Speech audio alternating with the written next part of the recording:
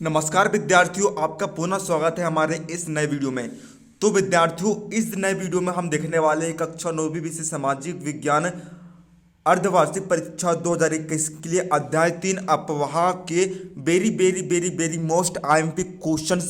जो IMP question है बच्चों, मैंने अपनी गेसिंग से निकाला हूँ, अपने पर्सनल एक्सपीरियंस से निकाला हूँ और मेरी गेसिंग कभी फेल नहीं होती है। आपने गणित के पेपर में देख लिया होगा, मैंने जो आपको क्वेश्चन बताया था उसमें से आपका जो है 80 में 60 अंक आपका फंस गया था। तो बच्चों, इसलिए आप जो है मुझ पर भरोसा कर सकते हो। बच्चों, यदि आप जो है पढ़ना चाहते हो, मेहनत करना चाहते हो, तभी आप इस वीडियो को देखना। यदि आप जो है सिर्फ फर्जी पेपर के भरोसे बैठना चाहते हो तो इस वीडियो को आप जो है छोड़कर जा सकते हो। मैं आपको जो है पूरा समझाने वाला हूँ। यदि आपने अभी तक कुछ भी नहीं पढ़ा है तो भी आप जो है अच्छे समझकर इसे याद कर सकते हो और अपने अच्छे नंबर यहाँ पर ले सकते हो। तो चलिए बच्चों, हम वीडियो को बिना किस देरी के यहाँ पर शुरू कर लेते हैं। बच्चों देखिए, इसमें जो है 2 अंक का एक क्वेश्चन आने वाला है। तो देखिए, मैं आपको जो है 7 क्वेश्चन यहाँ पर बताने वाला हूँ। 7 क्वेश्चन को आपको जो है अच्छे तरीके से यहाँ पर याद कर लेने हैं। तो देखिए बच्चों, पहला क्वेश्चन हमें यहाँ पर दिया है। देखो बच्चों, सामाजिक विज्ञान जो है इससे आप जो है अच्छे से पढ़कर समझकर आप याद कर सकते हो, है ना। इसको आपको जो है रट्टा लगाने की जरूरत नहीं है। बहुत ही इंटरेस्टिंग सब्जेक्ट है बच्चों, है ना। तो बच्चों, आप वीडियो के लिए लाइक जरूर कर देना, साथ ही चैनल पर नए हो तो चैनल को सब्सक्राइब करके बेल नोटिफिकेशन ऑन कर लेना, ताकि हम जैसे ही कोई नया वीडियो अपलोड करें आपको उसकी तुरंत नोटिफिकेशन मिल जाए। तो यहाँ पर देखिए बच्चों, पहला क्वेश्चन हमें यहाँ पर दिया है, सिंधु नदी तंत्र को समझाइए। यहाँ पर आपको जो है सिंधु नदी तंत्र को समझाना है। तो आइए हम समझते हैं सिंधु नदी तंत्र। सिंधु नदी का उद्गम जो है, यानी कि जहाँ से निकलती है, मानसरोवर झील के निकट तिब्बत से है। यानी कि जो सिंधु नदी है मानसरोवर झील के निकट तिब्बत से निकलती है, वहाँ से उसका उद्गम होता है। पश्चिम की ओर बहती हुई यह भारत में, मैं आपको बताने वाला हूं एक न्यू ऐप के बारे में जो स्टूडेंट्स में काफी जल्दी पॉपुलर होते जा रही है। चाहे कोई क्वेश्चन हो, कोई डाउट हो या कॉन्सेप्ट समझ ना आए, बोर्ड्स हो या जेईई नीट, आपकी पढ़ाई में आ रही हर दिक्कत का सॉल्यूशन है फ्लो है। अपने डाउट्स को किसी भी समय क्लियर करें इन दिस 3 इजी स्टेप्स। सबसे पहले इस ऐप को प्ले स्टोर या ऐप स्टोर से डाउनलोड कर ले, अपने फोन नंबर के साथ इजीली साइन अप कर ले, अपने क्वेश्चन का पिक्चर ले या उसे टाइप करके सबमिट कर दे और फ्लो ऐप आपको 16 सेकंड्स में इंडिया के टॉप एक्सपर्ट से लाइव कॉल पर कनेक्ट कर देगा। So guys, it's that simple. Have any question just ask flow. इस ऐप का लिंक डिस्क्रिप्शन में दिया गया है। भारतीय लद्दाख में प्रवेश करती है। सिंधु की सहायक नदियां सतलुज, ब्यास, रावी, चेनाब है ना। ये जो है इसकी सहायक नदियां है। अंत में यह नदी कराची के पूर्व की ओर अरब सागर में मिल जाती है ना। कहाँ पर मिल जाती है बच्चों? अरब सागर में जो है यह मिल जाती है। तो बच्चों, ये इतना आप जो है यहाँ पर लिख देंगे तो आपको जो है 2 अंक यहाँ पर मिल जाएंगे। अब अगला यहाँ पर हम देखते हैं बच्चों, वेरी मोस्ट इंपॉर्टेंट क्वेश्चन है बच्चों, अंतर वाला जो है ये वेरी मोस्ट इंपॉर्टेंट क्वेश्चन है बच्चों। इसे आपको जो है अच्छे से यहाँ पर तैयारी कर लेनी है ना।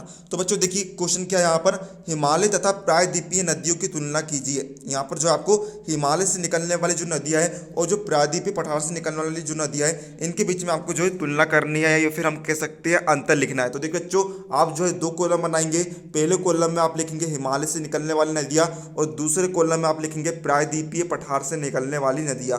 तो देखिए, पहला पॉइंट हम देखते हैं हिमालय से निकलने वाली नदियों का। ये हिमाचल प्रदेशों से निकलती है ना। जहाँ पर हिमाचल प्रदेशों से निकलती है, जिसके कारण ये क्या होती है, सदाबहानी, यानी कि सदा जो है बहते रहती है। और प्रायद्वीपीय पठार की जो नदियाँ है पर्वत या पठारों से निकलती है ना, पर्वत पठारों से निकलती है। इसमें जो है वर्ष भर जल नहीं रहता है ना, हमेशा पानी नहीं रहता है। दूसरा हम देखते हैं, हिमालय से निकलने वाली नदियों का अपवाह क्षेत्र बहुत बड़ा है, जैसे गंगा और ब्रह्मपुत्र, जबकि ये जो प्रायद्वीपीय पठार से निकलने वाली जो नदी है उसका अपवाह क्षेत्र बहुत छोटा है।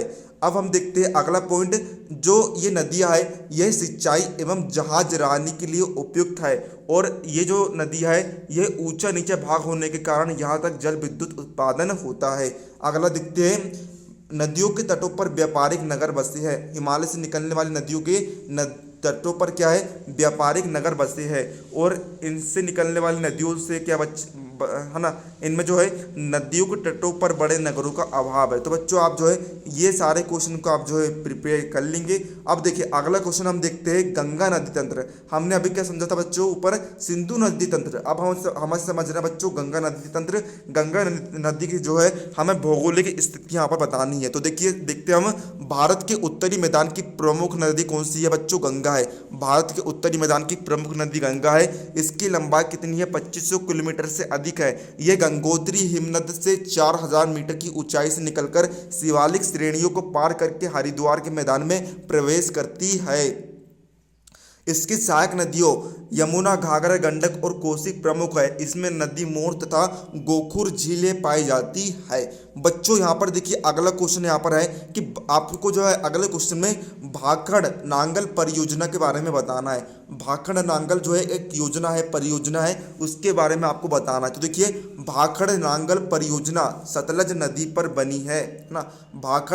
भाखड़ा नांगल परियोजना जो है सतलज, ये जो भाखड़ा नांगल परियोजना है कहाँ पर बनी है, सतलज नदी पर बनी है। दूसरा, यह देश की सबसे बड़ी बहुउद्देशीय नदी घाटी परियोजना है।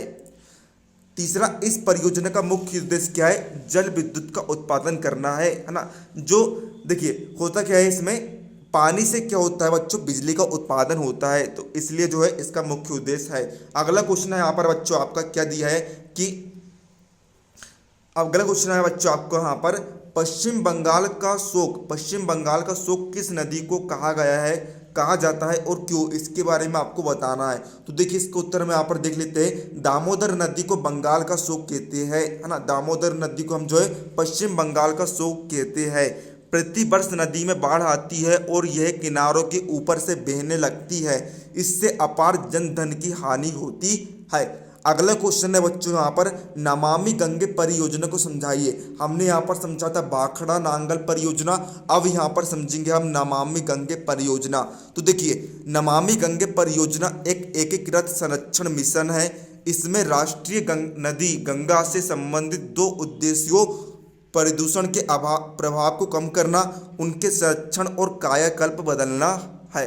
तो बच्चों ये इसके जो है 2 उद्देश्य है ना। संरक्षण मिशन है, इसका 2 उद्देश्य है। पहला उद्देश्य है प्रदूषण के प्रभाव को कम करना और दूसरा उद्देश्य है उसके संरक्षण और कायाकल्प बदलना है। बच्चों लास्ट क्वेश्चन है आपका राष्ट्रीय नदी संरक्षण योजना क्या है, इसके बारे में आपको बताना है। तो देखिए वर्ष 1995 में राष्ट्रीय नदी संरक्षण परियोजना प्रारंभ की गई।